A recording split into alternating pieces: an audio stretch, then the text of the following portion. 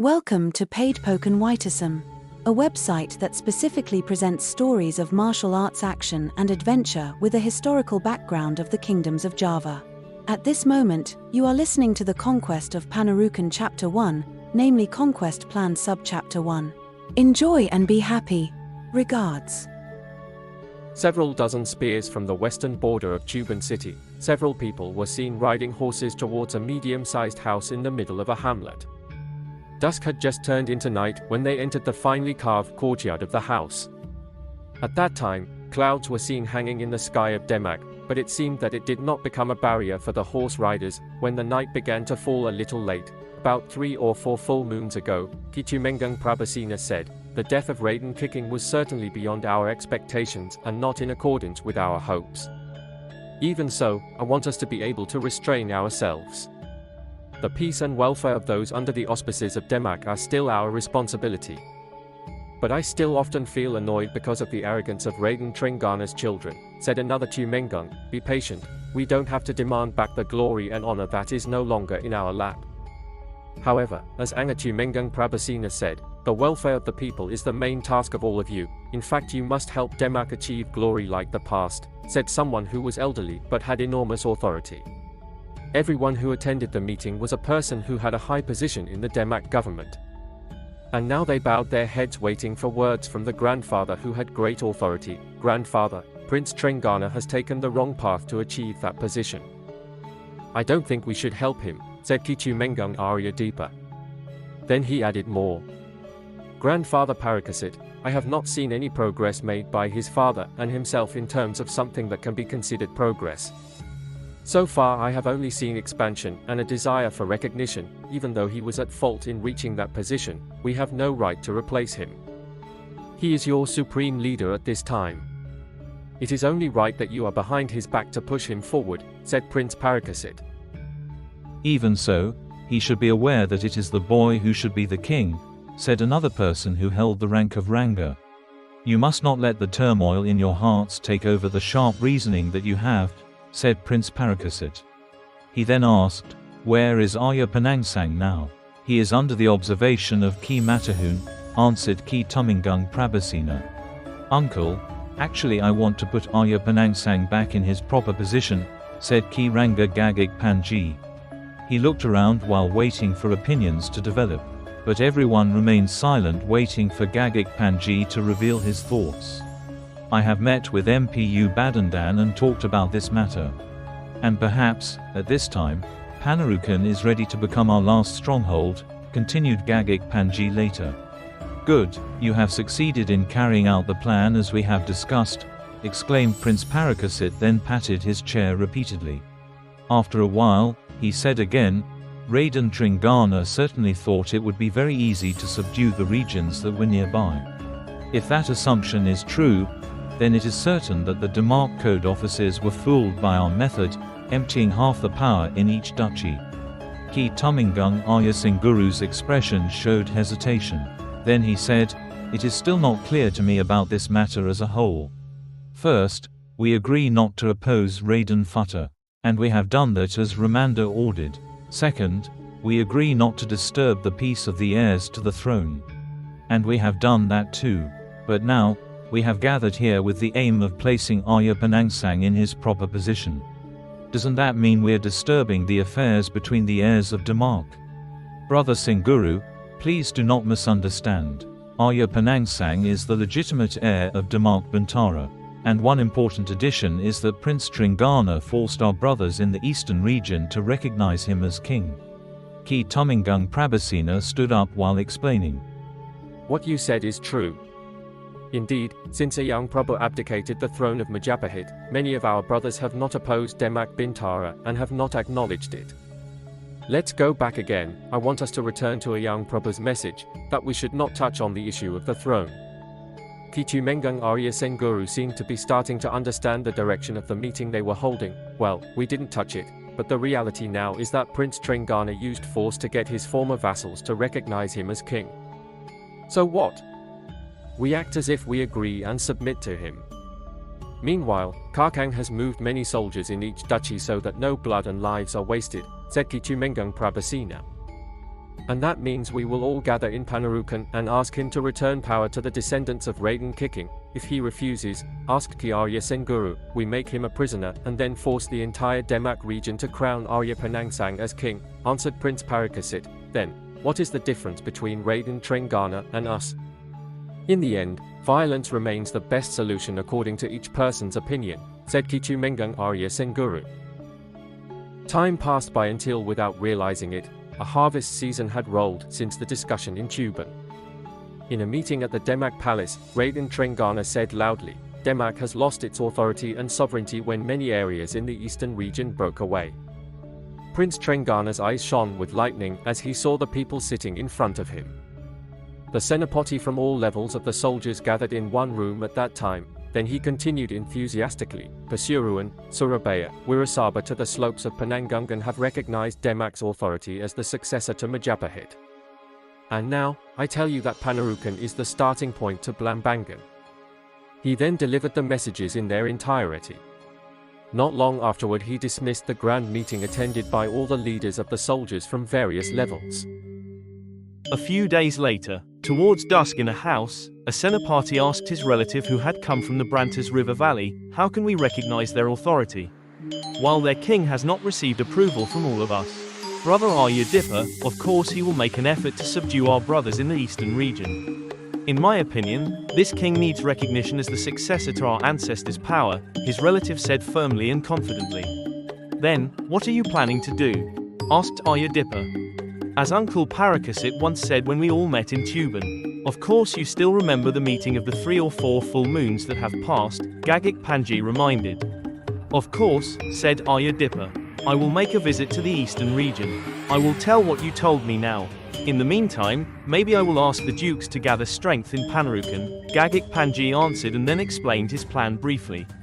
Arya Dipper's forehead wrinkled repeatedly because he was thinking hard to understand the complexity of Gagak Panji's plan. Even so, he acknowledged the sharpness of Gagak Panji's reasoning. The next day, Gagak Panji elaborated the plan further. He rode side by side with Arya Dipper around the Demak troop barracks led by Arya Dipper.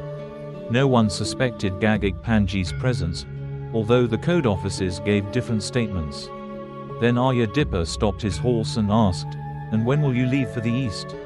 "When the sun starts to set, I will leave the city," Gagak Panji answered. "Then, I will bring your soldiers with me as companions and assigns so that I can leave the Demak area safely." "Okay, the plan must be reviewed when you have arrived in Tuban," Arya Dipper said to his close relative. As Gagak Panji had planned, they rode slowly leaving Demak towards the east. The strong sea wind hit their bodies. Step by step they got further away from Demak. The sun was sinking until half of its form seemed to disappear into the ocean. For a few moments they remained silent, transfixed on the backs of their respective horses. Occasionally, 2 of Ki Tumengang Arya Dipper's subordinate soldiers looked at each other without saying a word. While Ki Ranga Gagak Panji seemed to be in a different world. He seemed not to care about his surroundings. Gagak Panji was actually contemplating the possibilities that he would face if he met the Duke of Tuban. Suddenly he pulled the reins of his horse, then said, "We'll stop here." Gagak Panji jumped down and led his horse to a palm tree. He tied his horse there and lay down on the sand. 2 Demak soldiers then followed him. Then one of them said, "Senapati, I'm going to hunt for food." "No need. You take the bag on the left side of the horse's stomach. Ki Tumengang Arya Dipper has prepared it for you." Gagak Panji took a deep breath, then rose to approach the seawater's edge. "I know these 2 people, but I don't know if they understand the power of Demak soldiers on the ocean," Gagak Panji muttered to himself. "I heard that Raden Trenggana is preparing thousands of ships. Are you among the soldiers who will join one of those ships?" Gagak Panji asked. "Forgive me for not knowing. Ki Ranga, our superior, and Ki Tumengang have not told us about that matter," answered one of them with a sense of surprise in his heart. As if knowing what was in the heart of the person who answered, then Gagak Panji said, "Of course you will ask even in your own heart. How could a Ranga not know his leader's plan? Moreover, you have known me as someone who is close to Ki Tumengang Arya Dipper. Isn't that right? The two soldiers nodded their heads while taking a bite of food after Gagak Panji invited him to go ahead. Sometimes a soldier who is under the village head can know the real situation. In fact, it is not uncommon for a soldier to become a king's confidant, said Gagak Panji. Then he began to eat the provisions prepared by Ki Tummingung Ayadippa. After resting for a long time and giving their horses the chance to catch their breath, the three men continued their journey to Tuban through the thick night. Of course, Raden Tringana will not go overland to take over Panarukan. Apart from the journey, which will be longer, the endurance of the soldiers will certainly not be at its true level when they start the war, Gagak Panji mused on the back of his horse. In his reflections, Gagak Panji acknowledged the toughness of the Demak soldiers on the sea. Gagak Panji still remembers the story he heard about the Demak army that crossed the sea towards the Malacca Peninsula. Of course, Japara, as Uncle Parakasit said, will send an aid ship for Raden Tringana. He turned to the two soldiers riding behind him. After traveling approximately several thousand spears, Gagak Panji decided to go back to rest and continue his journey before dawn the next day. You two can return to Demak now. Tell Ki Tummingung Ayadippa that I will stop for a day or two in Lasem, said Ki Ranga. Gagak Panji then gave several pieces of metal as provisions for the two soldiers to return to Demak. A moment later they separated. Gagak Panji spurred his horse as fast as the wind blew. A number of eyes looked in wonder as they passed each other on the compacted road. The sun was almost at the top of the sky when Ki Ranga Gagak Panji approached the dense forest in front of him. The end of the road ended like a long corridor that cut through the forest. Giant trees seemed to tower, reaching for the sky. High clouds of dust rose when Gagak Panji had passed a long dry field. Suddenly he pulled the horse's rope while squinting. Gandrik, who are those fighting on the edge of the forest? Gagak Panji hissed in his heart. He himself had known that the dense forest on the slopes of the Kendeng Mountains was often a route for bandits.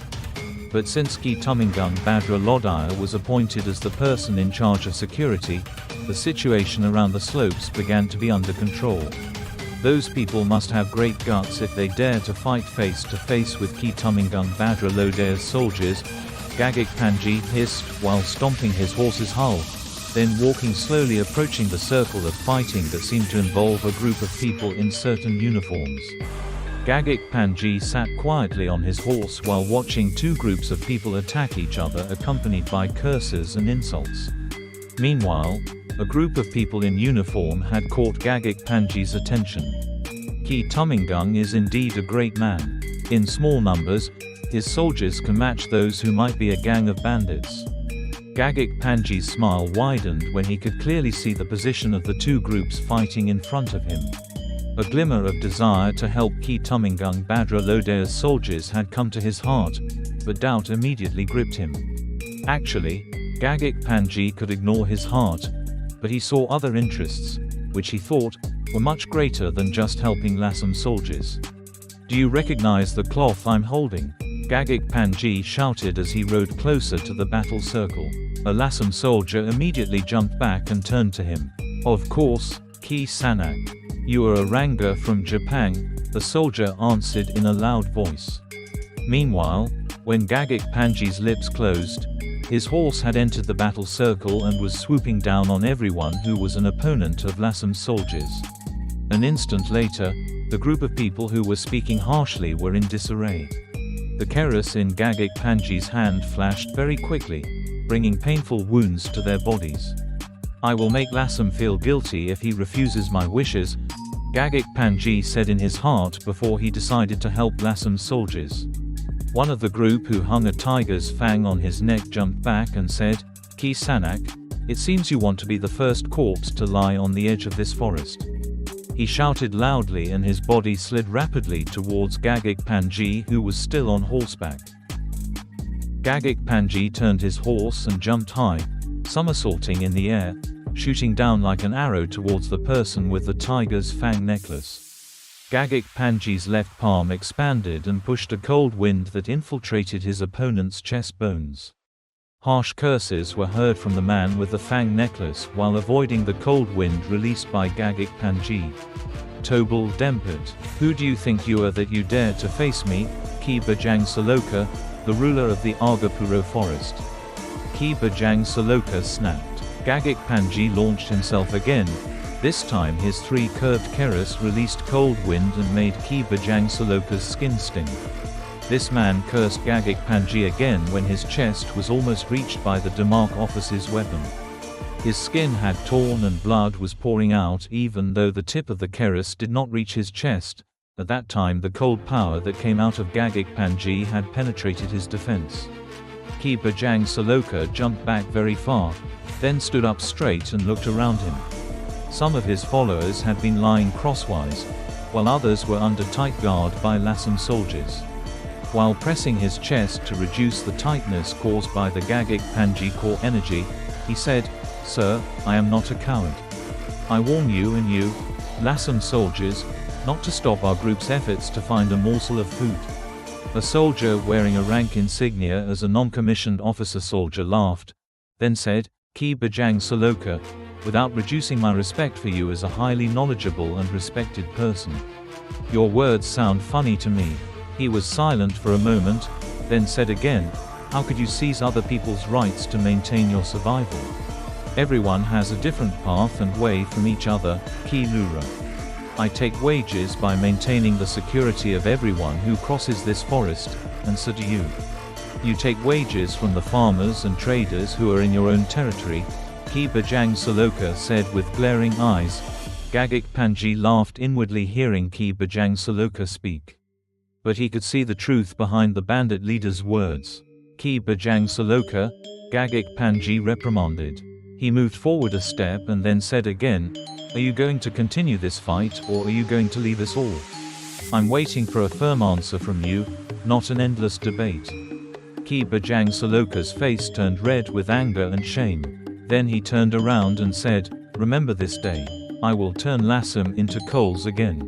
Several soldiers moved to attack, but Gagak Panji waved his hand asking them to let Ki Bajang Saloka leave them. With confused expressions, they followed Gagak Panji's orders. Then Ki Lura asked, "Forgive me, Ki Ranga. How could you let him go? So that he can tell today's incident to someone higher than him.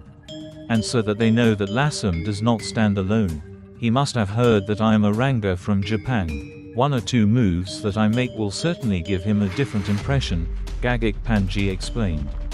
Then he asked him to quickly treat the wounded and then suggested to Ki Lura to immediately return to Lasem. "By bringing several wounded people including Ki Bajang's gang, I think we will arrive on the other side of the forest at night," said Ki Lura. "I think it's safer for us to spend the night here, Ki Ranga.